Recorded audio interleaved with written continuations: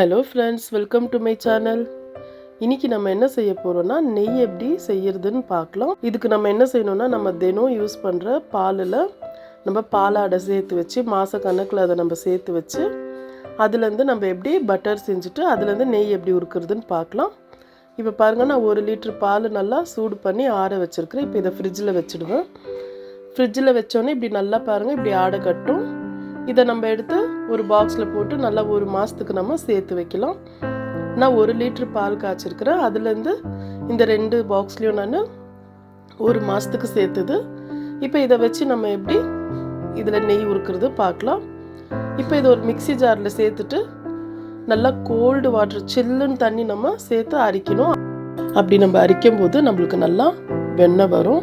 நம்ம ice க்யூபும் use பண்ணலாம், இல்லைனா நம்ம நல்லா கோல்டு வாட்டர் எடுத்து அதை ஊற்றி அரைச்சோம்னா பாருங்கள், இந்த மாதிரி நம்மளுக்கு வெண்ணெய் வந்துடுச்சு பாருங்கள். இப்போ இதை நல்லா வேறு ஒரு பாத்திரத்தில் நல்லா கோல்டு வாட்டர் வச்சு நம்ம அதில் சேர்த்துக்கலாம்.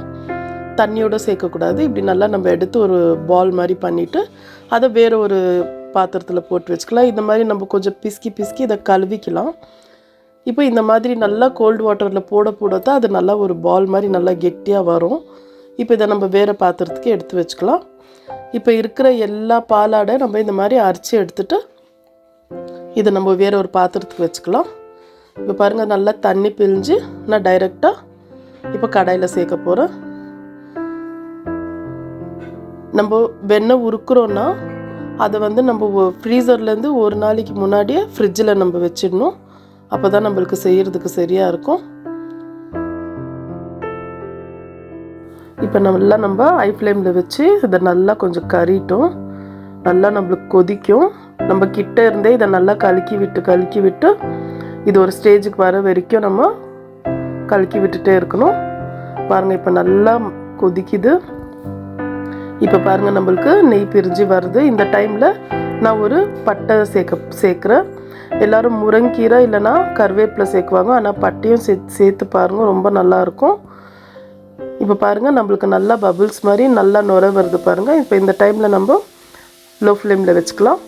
இப்போ இது இன்னும் ஒரு நிமிஷத்துக்கு நல்லா நம்ம கலக்கி விட்டு ஸ்டவ் ஆஃப் பண்ணிவிட்டு இது ஃபுல் சில்லுன்னு ஆகிடும். அது வரைக்கும் நம்ம அப்படியே வச்சுட்டு நல்லா ஒரு 4-5 மணி நேரத்துக்கு வைக்கலாம். அதுக்கப்புறம் நம்ம ஒரு டிஃபன் பாக்ஸோ இல்லை ஒரு பாட்டிலோ எடுத்து நம்ம அதில் ஸ்ட்ரைன் பண்ணிக்கலாம்.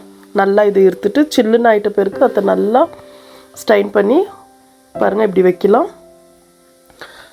இன்னும் நல்லா மணமாக இருக்குது. இப்போ இதை கூட நான் வேஸ்ட் பண்ணுறதில்ல. இப்போ இதில் நான் கோதுமை மாவு, சப்பாத்தி மாவு பிழிஞ்சு வச்சுக்குவேன். அதில் பசங்களுக்கு செஞ்சு கொடுத்தா ரொம்ப நல்லாயிருக்கும். பெரியவங்க கூட விரும்பி சாப்பிட்லாம். அவ்வளோ நல்லாயிருக்கும் டேஸ்ட்டாக. இப்போ இதை நம்ம ஃபுல் சில்லுன்னு ஆகிட்டு இருக்கு. இப்போ மூடி போட்டுட்டு இப்போ இதை நம்ம தனியாக வச்சிடலாம். நான் ஃபுல் நைட் வச்சேன். எனக்கு மறாவது நாள் காத்தாலிக்குள்ளே நெய் செட் ஆகிடுச்சு. பாருங்கள், இந்த மாதிரி. இப்போ பாருங்கள், நம்மளோட நெய் இன்னும் சூப்பராக ரெடி ஆகிடுச்சு. நல்ல மணமாக நம்ம வீட்டிலே செஞ்ச நெய் அவ்வளோ சூப்பராக இருக்குது.